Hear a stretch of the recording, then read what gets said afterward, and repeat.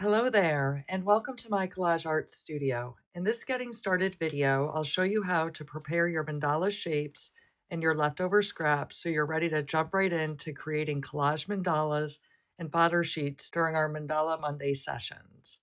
Now we're going to go ahead and cut out the mandala shapes. This is the mandala shapes page out of the core project for the Mandala Collage Art Kit. And what we'll need is a paper trimmer or a large pair of scissors. And then we'll also want a small detail pair of scissors. The first thing that I do is to separate this into 4 pieces. So just lining it up along the center there and then cutting each of these out. And again, if you don't have the paper trimmer, you can use the large pair of scissors for this.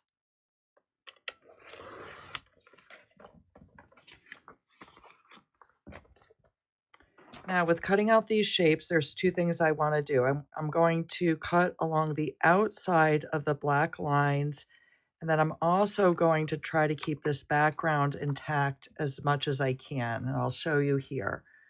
So here I was able to cut out all the shapes, keeping the background, and we'll be using this for a fodder sheet. And I'm going to go ahead, so cutting on the outside as close as I can.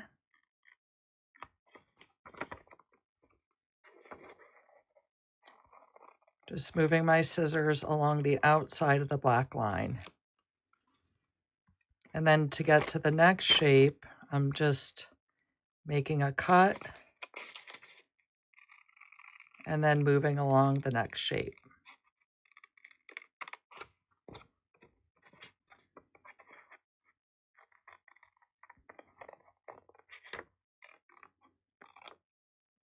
If you're having difficulty maneuvering, you can go ahead and separate these shapes to make it a little bit easier. So sometimes I go ahead and cut around the clusters of shapes and then do it like that.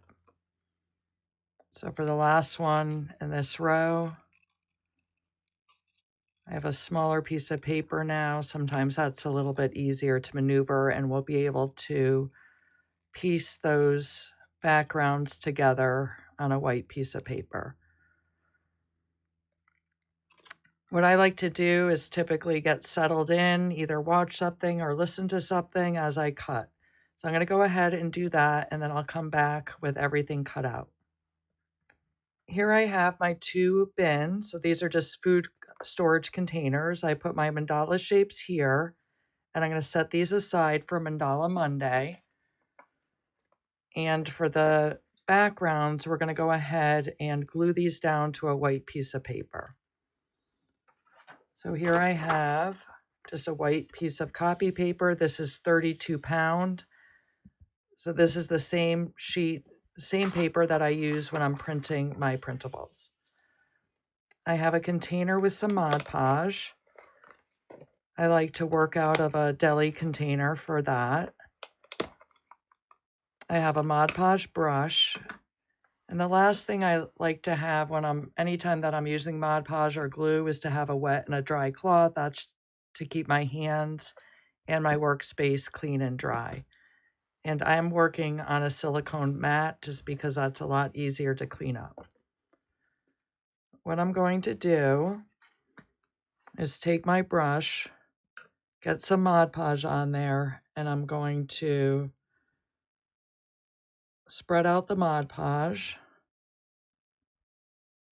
doing a nice thick layer because I'm going to be placing my scraps down on it. And I want the surface to be slippery enough because I'm going to have to be moving this around to get it so it all fits. So I have a layer of Mod Podge, and I'm laying this down, and all I'm going to do is maneuver, getting these lined up. Now, it doesn't have to be exactly perfect, but I'm going to try as best I can. Just piecing that together. Just like that.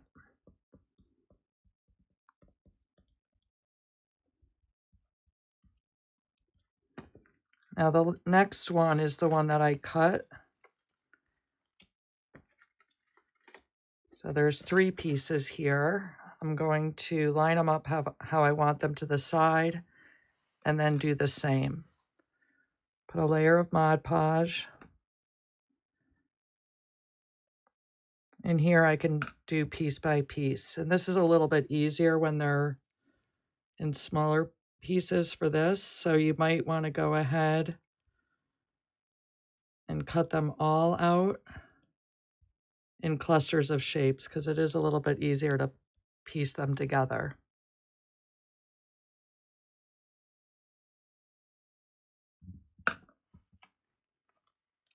And then this piece here.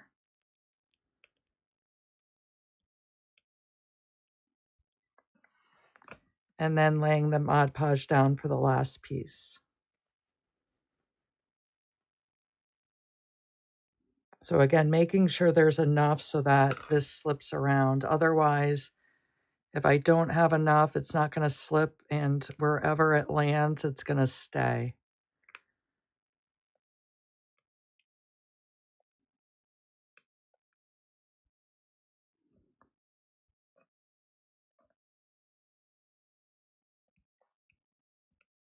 If you're finding this tricky and it's not laying out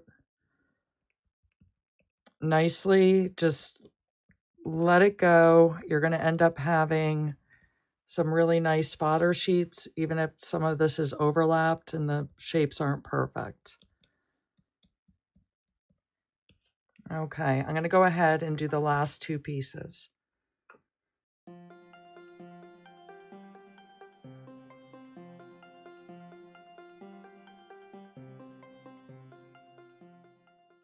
All right, I have everything glued down. Now, the last thing I like to do is to add a coat of Mod Podge to the entire surface. And I sometimes like to use a larger paintbrush. So I'm going to go ahead and coat the entire surface. I could have used a large one for the other part as well. What this is doing is sealing the paper. And then the Mod Podge also really brings out the brilliance and vibrance of the paper. So the colors will really pop. But when we're adding acrylic markers to this, when we have this protective layer, it's easier to wash off that acrylic marker as long as it's still wet. If we make a mistake, we can quickly wipe off any acrylic marker.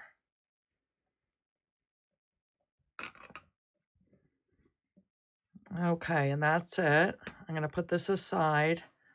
I don't want to forget to wash out my brushes when I'm done for the day so that they don't dry out, but I'm going to set them aside here. I'm going to lift this up so it's not sticking to the surface. We'll set that aside to a place that it can dry. And then I'm going to wash off my workspace.